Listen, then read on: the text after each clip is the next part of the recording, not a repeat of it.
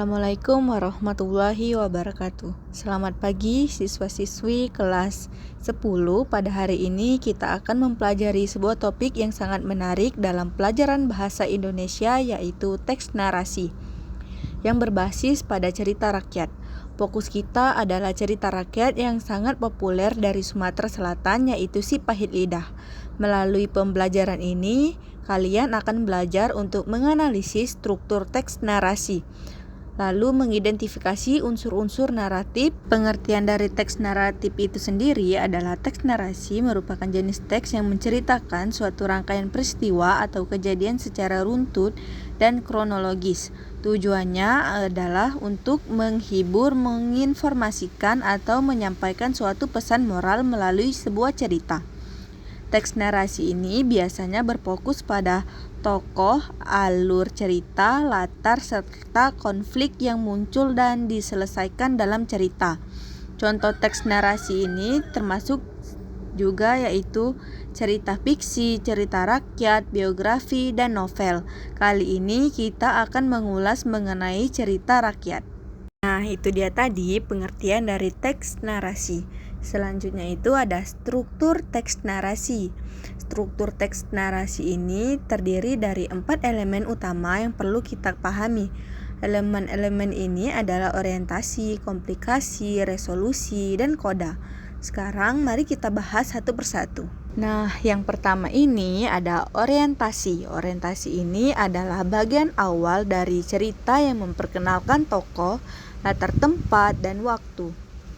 Dalam cerita Si Pahit Lidah, orientasi memperkenalkan kita pada tokoh utama, yaitu Si Pahit Lidah, yang memiliki kemampuan luar biasa, yaitu setiap kata yang dia ucapkan bisa menjadi kenyataan.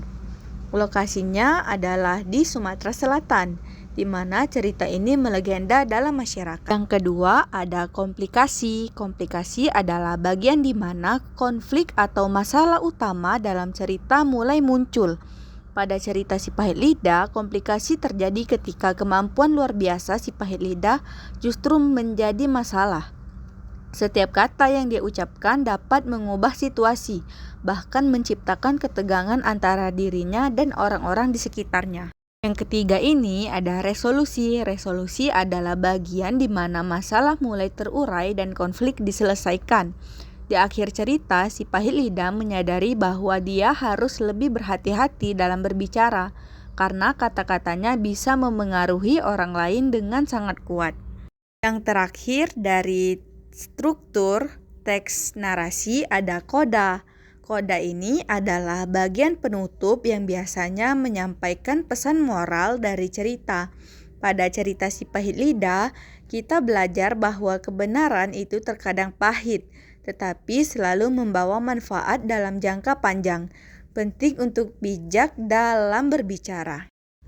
Setelah memahami struktur dasar teks narasi, kita lanjutkan dengan memahami unsur-unsur naratif yang membangun sebuah cerita. Ada 5 unsur utama dalam teks narasi, yaitu tokoh, alur, latar, tema, dan pesan moral. Yang pertama dari unsur teks narasi adalah tokoh. Tokoh ini adalah karakter utama atau pelaku dalam cerita.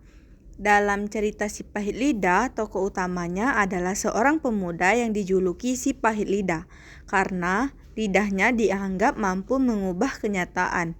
Dia adalah tokoh yang disegani sekaligus ditakuti oleh masyarakat di sekitarnya. Yang kedua ada alur.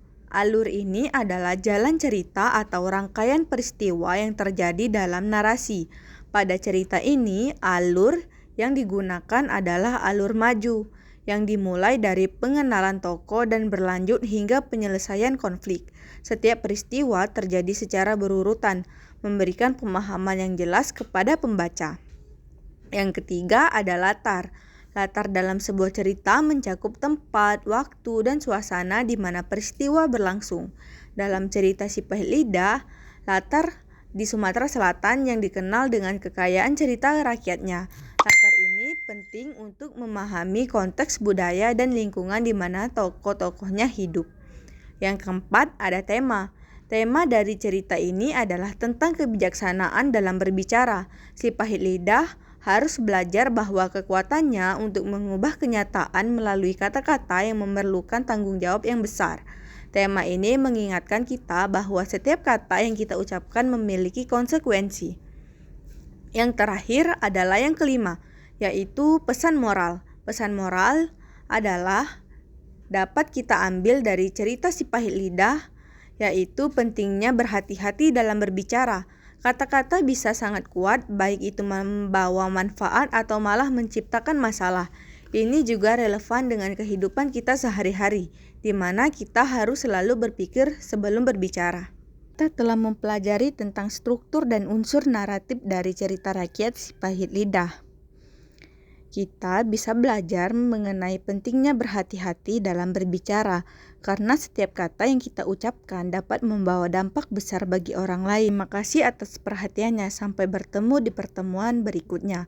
Wassalamualaikum warahmatullahi wabarakatuh.